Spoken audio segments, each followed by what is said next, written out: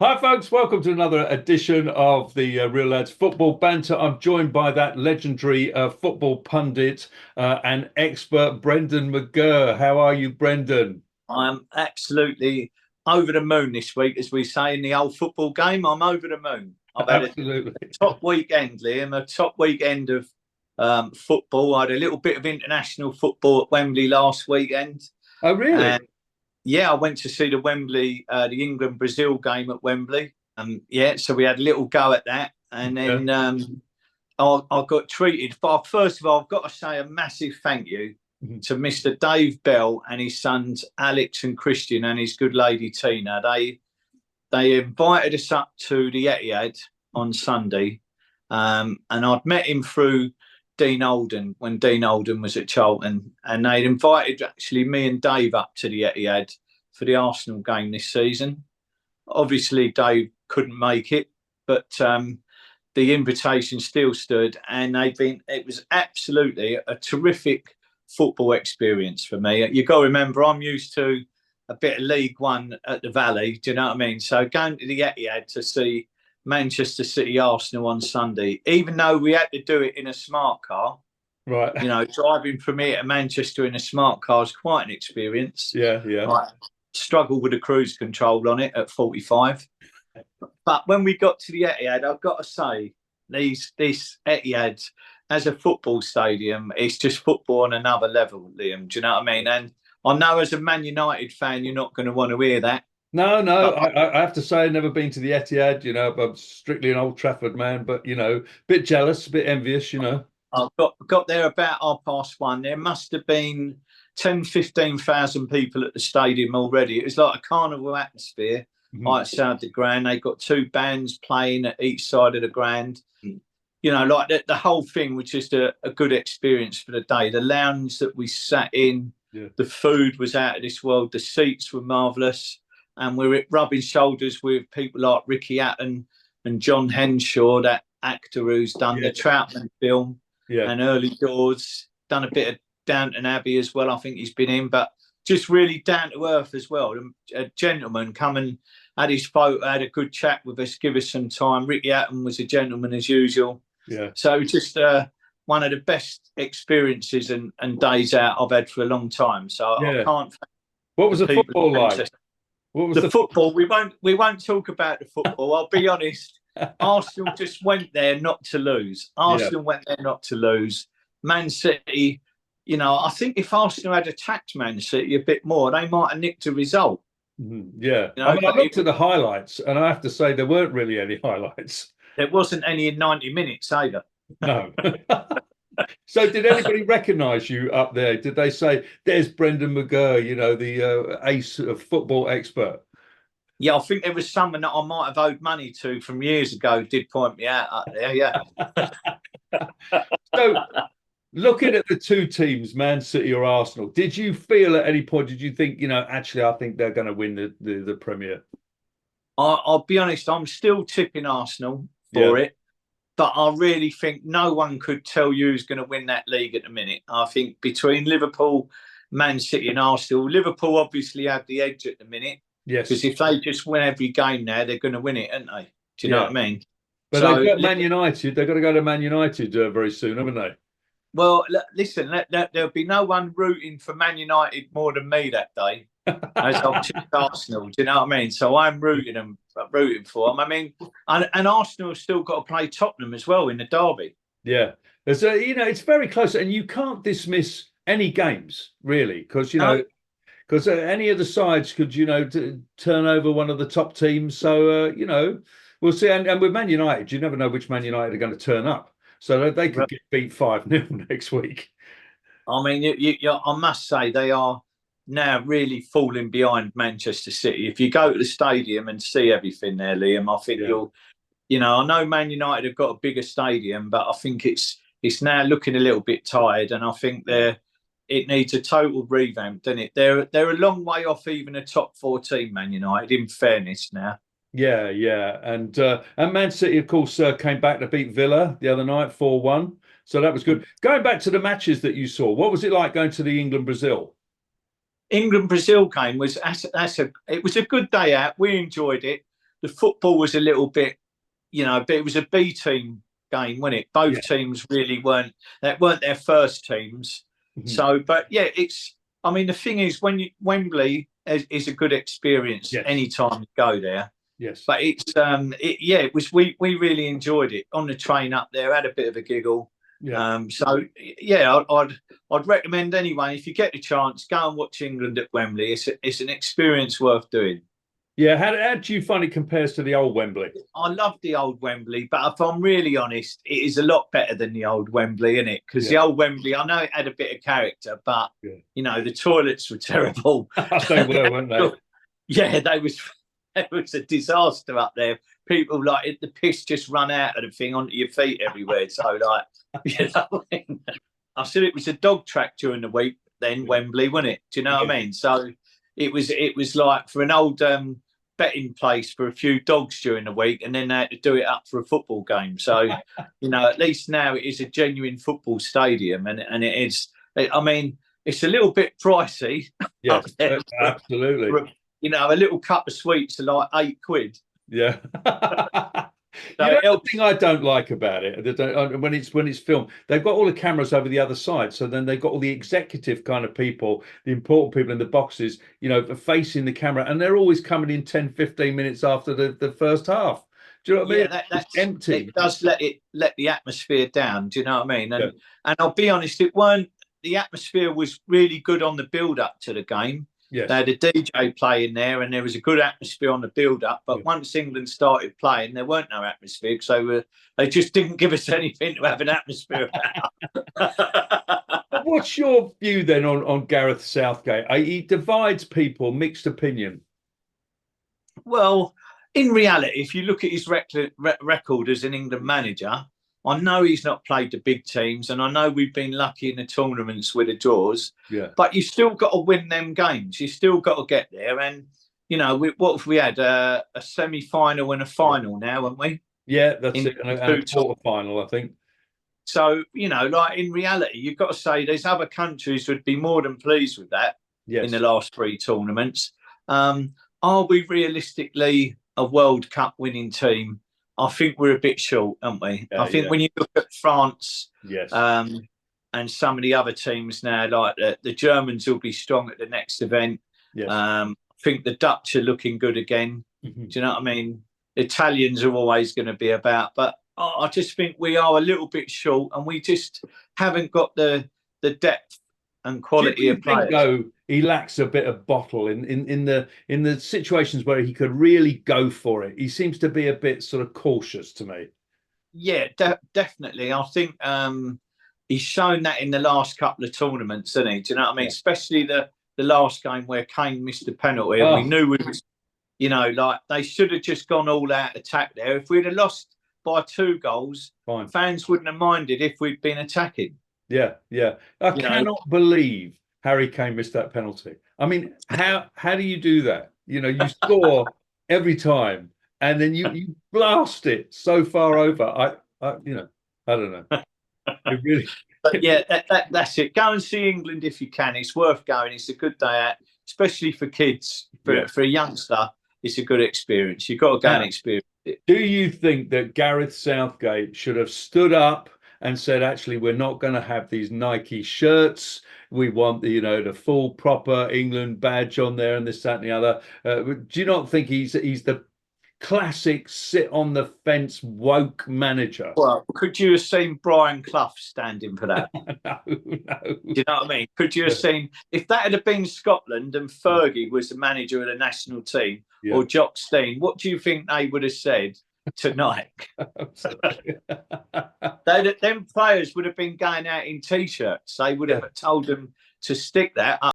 They just wouldn't have had it. I know. And I mean, really, the only way to answer that whole Nike situation is the fans just refuse to buy them shirts. Yeah, absolutely. Just boycott it. This is in the English football team. We're talking about football here. FIFA have got a great thing that they don't allow politics or anything else into sport.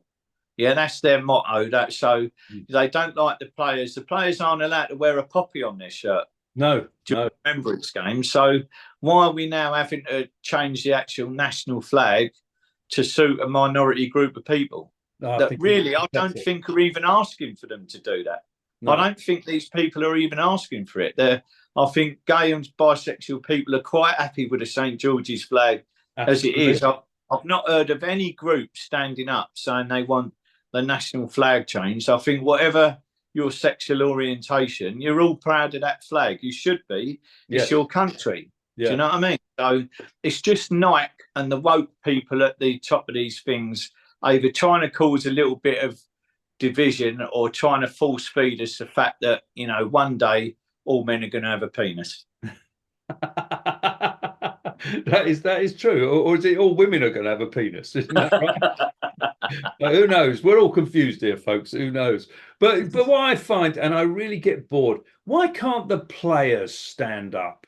Why can't one of the players just say, actually, folks, I'm not wearing this? Do you know what I mean? Well, listen, the players are all on such good deals, sponsorship, contracts, agents. I should imagine them players looking at them again, are you sure I've got to wear this? Yes. Like they must be getting stick off their families and mates. If I was mates with one, I'm going, you're not wearing that, surely. You know, but that player will go to you, listen, my sponsorship is like 180 grand a week here. Yes. You know, I don't care what they stick on the back of it, I'm wearing it. I suppose you're right. I mean, if they said to you, Brendan, you've got to go out, you're an England player, you've got to wear that shirt, but you'd wear it, wouldn't you? You'd have to wear it. Like it's the money, Liam. It's not like the old days where they was on, you know, wages and they could actually could you see the likes of Stan Bowles and people like that having that? No. You know, Colin Bell, you know, I mean, like Peter Lorimer, any of them. Could you see any of them players from that era going, you want me to do what? Going back to the Man City game that you watched, Haaland got a lot of stick saying that he was like a League Two player. Roy Keane was saying that. How was he in that game? Did he do anything? Didn't he? Was very chance? Listen, he was cancelled out. They just cancelled him out. I mean, both teams. I mean, I feel that the Premier League on its day when it's good is really good, but you do get a lot of occasions now where it's it's like a game of chess, and both teams cancel each other out, and their whole thing is do not lose. Yes, do not lose. So you will get stalemates. You will get these games that are going to come up. It's just that I just think that if you really want to watch football with a bit more excitement, I'd watch the Championship. Yeah. I think out of all the 4 leagues in our national league, the Championship is the best football, the best value as a football supporter, and it's got the most excitement in it. So out of the 3 games, the England-Brazil, you know, the Man City game and going to Charlton, which was the best match? Oh, Charlton by far. Yeah. You can't beat a bit of Stevenage on a bank holiday Monday to add a bit of zest to your day. You see, that's a real football supporter, isn't it? there you are. Now, I don't know if you saw that video where who was it? The Arsenal manager Jonas got shoved by Emma Hayes, right? Who was the other manager? It was after the game. There was some dispute about the balls. Apparently, you have to use the same ball or not the same ball, and it's agreed beforehand. But anyway, after the match, she come up and she gave him a big shove. What do you think about that? Well, I think, I mean, it's got to the stage now where I'm surprised the old we ain't had her done for a hate crime or something. Do you know what I mean? But if that had been the bloke the other way round, he'd have been nicked. He'd have been done for like probably sexual assault and threatening her, kidnap or something. Do you know what I mean? So he'd be banned by now for life. He'd be banned. Yeah, he'd be banned for life. He'd probably have to move out of his home. Do you know what I mean? The whole lot, everything. So it is a little bit of it's a 2-tier thing, isn't it? It's one rule for one group, and we've all got to suck it up at the minute. Do you know what I mean? So how long life can survive like that, who knows? But it's stupid, isn't it? I don't know why that little woman, why she felt the need to do that, or whether she feels big about herself. But I think she looks a bit silly doing it. Do you know what I mean? Because we all know that, you know, the fella would just push her on her arse, really. You know what I mean?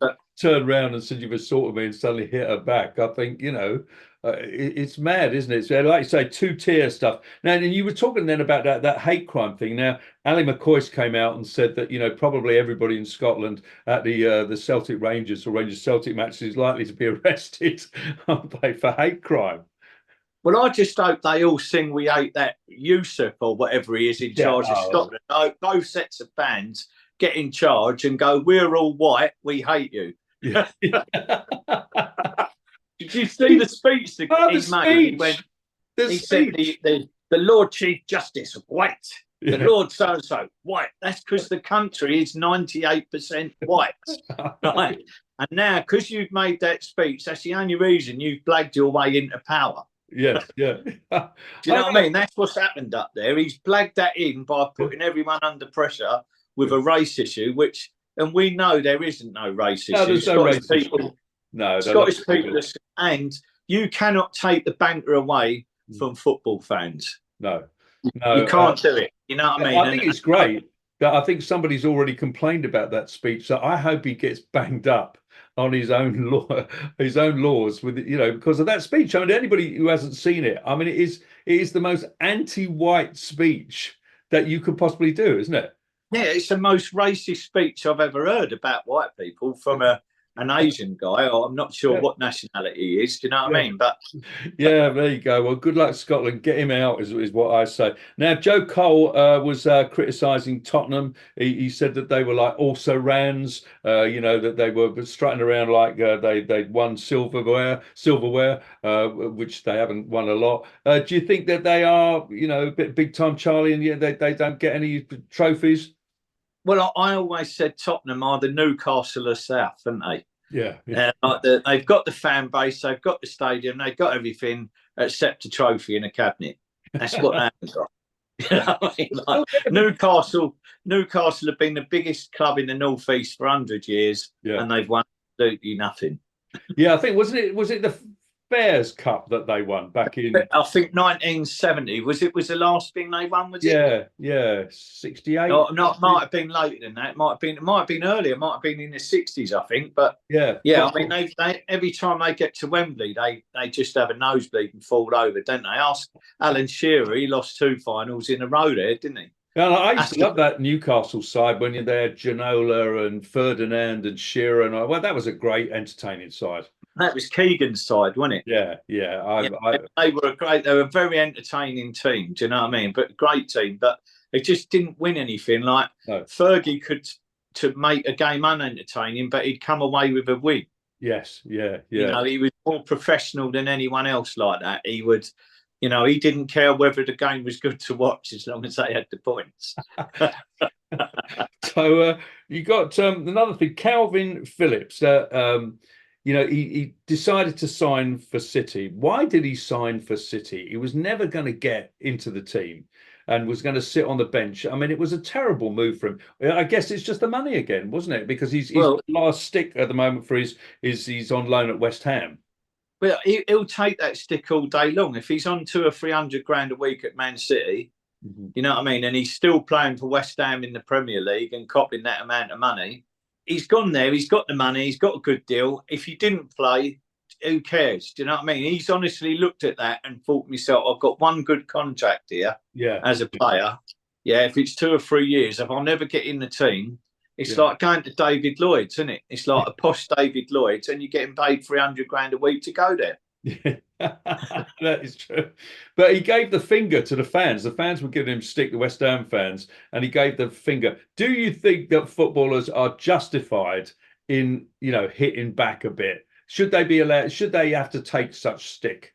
Listen, it can be hard when you're out there, can't it? Do you know what I mean? I know you're getting loads of money and all that, and but you've got to remember they're still young men. They still got, it's very hard to control the power of youth when you're young. Your head won't listen. Do you know what I mean? So, yeah, they're going to get a bit of stick. We can all say, they should swallow it because of the money they're on. Yeah. But, at the end of the day, you can be emotional. You can just be having a bad day. So sad thing, but a great thing. A few weeks ago where we had Sven go out and manage Liverpool. I liked Sven as a manager. I thought he was great. What did you think? I think he was entertaining, old Sven, and he was always good for a weather forecast, wasn't he? He had a few ladies on the go and all that, and old Ulrika was always good for a bit of wind with him. and old Nancy DeLolio and all of that. Yeah, so listen, old Sven's had a good run, hasn't he? I know he's his final few months and his final passing might not be great, but listen, if anyone had said you can have this Sven at the start, but you got a shitty bit at the end, you'd have taken it all day long, wouldn't you? Yeah, absolutely. Yeah, I mean, he's had a good time, hasn't he? So God bless him. And I'm afraid to say, Liam, but this makes, every time we talk about something like this, it makes me understand how brave my friend was. Absolutely. Yeah. Do you know what I mean? And how courageous and how right he was to do what he done. If that's what he wanted, he took full control. Yes. And it's gone out as a true legend that he really is. I'm still shocked by the whole thing.